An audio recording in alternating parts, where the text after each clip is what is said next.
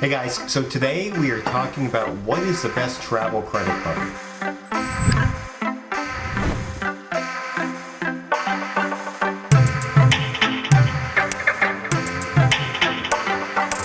Now, I've been a travel influencer for the past 5 years and I've accrued 20 different credit cards. I'm going to show you the 3 cards that I use every day as a travel influencer. Now, before we get started, I wanted to give you a little insight into how I became a flight hacker. So this was 5 years ago and Wei and I had never flown first class before.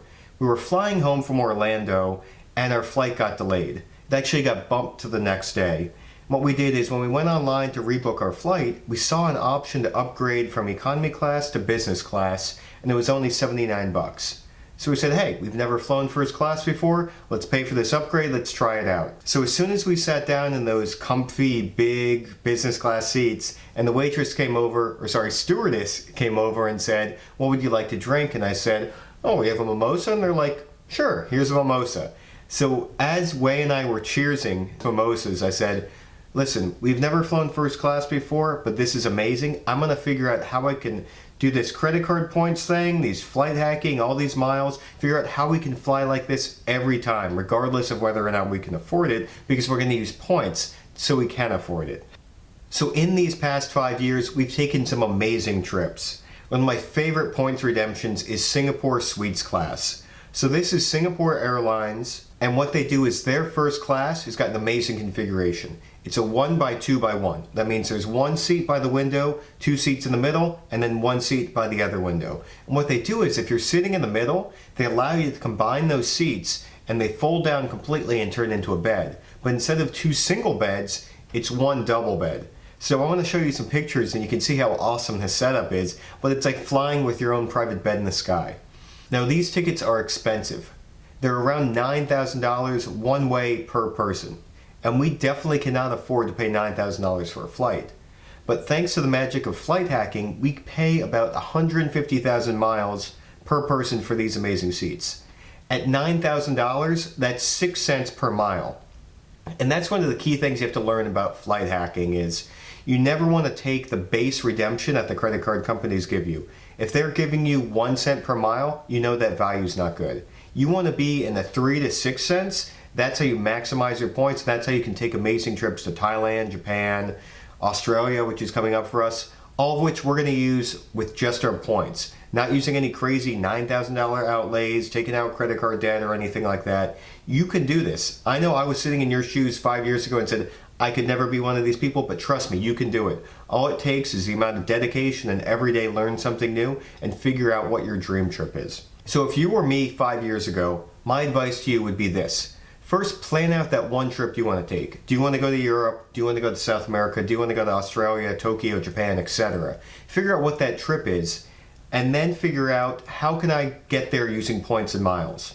That's going to be your first sort of trip, and you're going to learn a lot. What are the airlines that go there? What credit cards match up to transfer to those airlines? When is the best time to book these seats to get the best award redemption? You're going to learn all these different things for planning your first trip. And then from there, you're going to plan a second trip and a third and a fourth. That's how we started. When I first started out doing this, I just wanted to get to Europe, fly some sort of business class that we don't have to pay in cash, and that turned out to be Singapore Suites. We're now flying to Paris in November. We're using Air France, of which I'm transferring the points from AMEX membership rewards to Air France so we can fly business class and get this amazing experience. We're flying to Australia in December. Right now I'm still researching because I've never been to Australia. I know it's a little more difficult, so I'm figuring out myself, how do I book these trips? How do I plan out these flights? And don't worry, I'm documenting everything so you can kind of follow along with me. My point is, if you're starting out with points, what you want to do is plan out that one first trip, figure out the airline, the credit cards, all the points you need, and then you're going to get there. 5 years are going to zoom by and be like, wow, I'm so glad I learned how to do this. So if you're planning your own travel getaway using points and miles, I'd love to help you guys out. Comment down below, where do you want to go? I can help you figure out what airline, what credit card, what flights are going to be the best. Okay, so now that we've got this little pep talk over, let's talk about what are the credit cards in my wallet that maybe should be in your wallet. Okay, so starting out, you can see my wallet. You can see right here, there's a spot for 3 different credit cards. I've got the Chase Sapphire Reserve, the AMEX Platinum, and the Bank of America Travel Rewards card. So I'm going to go in order of how frequently I use these cards. So I use the Bank of America Travel Rewards card the least frequently. So let me tell you a little bit about this card. So the card itself is an awesome card. It allows you to earn 3 times points on any purchase.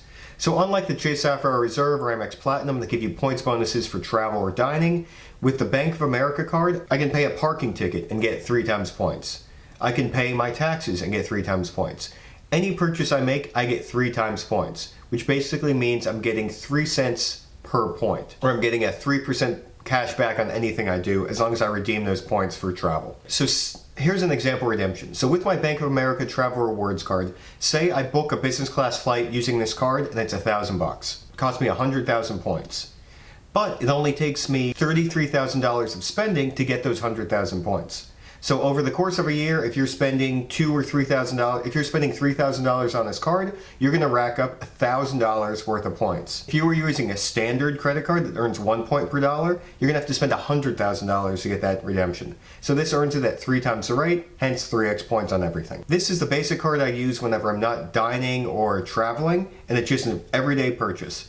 The other great thing about this card is there's no annual fee, which unlike the Platinum and Sapphire, which have over $400 in fees, this is an awesome card that everybody should grab in their wallet. Now I will say the one caveat is, to get access to those 3 times points, you need to have a checking account or money market or stock account with them that's over $100,000 in a balance to qualify for this. I will say if you have $100,000 at any point, you can qualify and then move that money out. So you have the money at another bank or whatever your circumstances are. Once you get into the program, you're grandfathered in. So figure out how you can get this card, get the card, and then move the money out. Just don't tell them I said that. So next up, we've got the AMEX Platinum card. The AMEX Platinum card comes with a hefty annual fee. It's $550. But with that annual fee, you get a ton of benefits. So the first benefit, and the reason I use this card mainly, is for the 5x on airfare. Any flight I book on Amex Travel, I get 5x back on those on that purchase. So it's basically 5% off because I'm earning it back into points.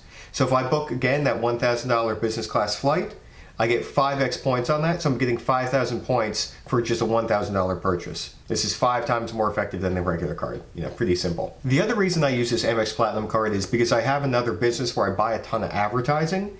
Any purchase I make that's over $5,000, I get 1.5 points on.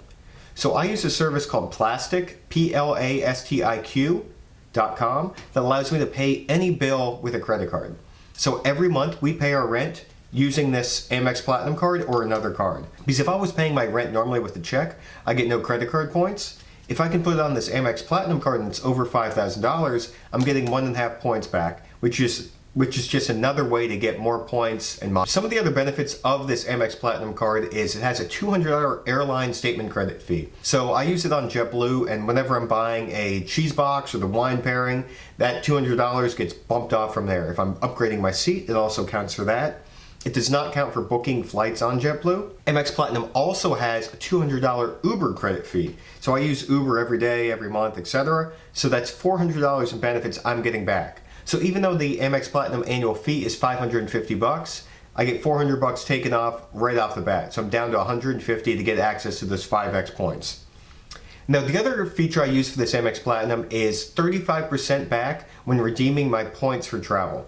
So if I'm booking again that $1,000 business class flight, I'm going to get back, it's going to cost me 100,000 miles, but Amex Platinum is going to give me 35,000 points back, which means a $1,000 flight only cost me 65,000 miles.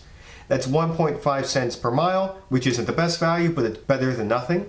And the other good thing is, if you're trying to get status, say with Delta, they require an average minimum spend of like $10,000, $20,000. Using Amex travel points, you can rack up that annual spend.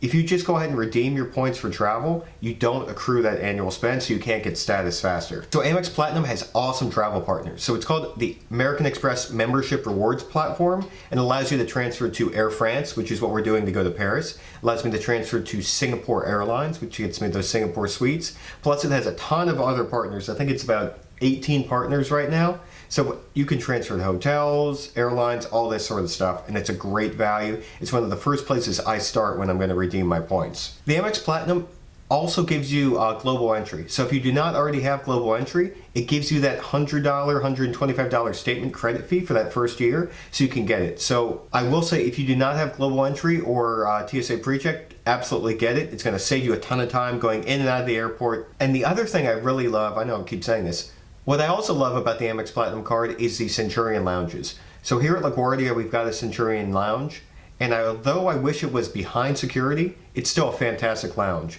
Once you get there, they always have like awesome drinks, awesome food. Remember one time we did a wine pairing. There were these cheeses and wines from Sonoma, Napa Valley. We ended up ordering a bunch of bottles because it was just such great wine, and it's all free. It all comes with that Amex Platinum card.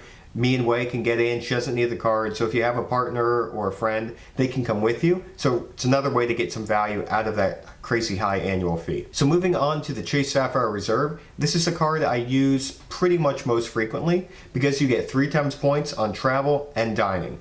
So if I'm using my Uber, I'm going to use my Amex Platinum card. If I'm going out to a restaurant, drop down this Chase Sapphire Reserve. So you get that 3x points on both travel and dining, which is a tremendous value for everyday sort of city life. If you're going out with your business partners and you're paying for dinner, drop your card down, get them the Venmo, you get your company to pay you back. It's a great way to accrue extra points. So the Chase Sapphire Reserve has an annual fee of $450. But it comes with a $300 travel credit, which you can apply to that Uber. So if you use Uber all the time, Chase Sapphire Reserve is the way to go. Then it knocks down the annual fee to $150, and you've got those 3x points on dining and travel, which you can make up really quickly if you're going out to eat frequently. Chase Sapphire Reserve also has that global entry credit, so first timers, make sure to get it for that reason. Chase Sapphire Reserve is part of Chase Ultimate Rewards, which allows you to transfer to Singapore Airlines as well, but the travel partners are a little different. You can also transfer to United with Ultimate Rewards, which you cannot do with the Amex Platinum. So if you're going to be traveling United and that's all you're going to do, maybe the Chase Sapphire Reserve for you. Now Chase Sapphire Reserve rolled out a spend your points with travel, and you get 1.5 cents per point. So it's very similar to the Amex Platinum. It allows you to redeem your points and get back that 35% travel credit. If you're in a pinch and you need to book a domestic flight and don't have the cash, use those Chase points. You're going to get 1.5 points back, which is 1.5 cents, which isn't in that 3 to 6 cent range that I mentioned, but it's still a great value and it's something to have in your back pocket. Okay, so in summary, what is the best travel credit card? In my mind, it's one of these 3. You got the Amex Platinum, you got the Chase Sapphire Reserve, and you got the Bank of America Travel Rewards card. Okay, so these are the 3 cards that I have in my wallet.